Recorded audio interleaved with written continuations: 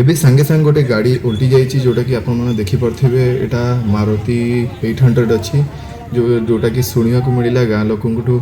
Over ସ୍ପିଡ଼ିଂ ଯୋଗୁଁ ଯାଇକି ଡିଭାଇଡ଼ରରେ ବାଡ଼େଇ ହେଇକି ଗାଡ଼ିଟି ଓଲଟି ଯାଇଛି।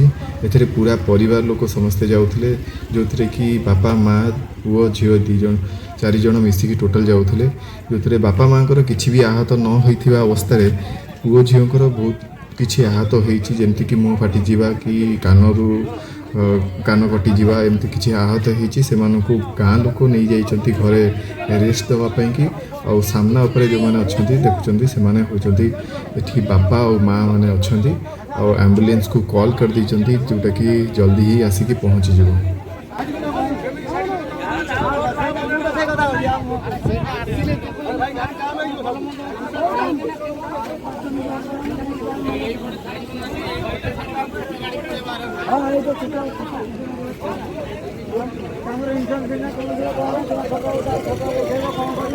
ମନେ ମନେ ଉଠେଇ ଦବ।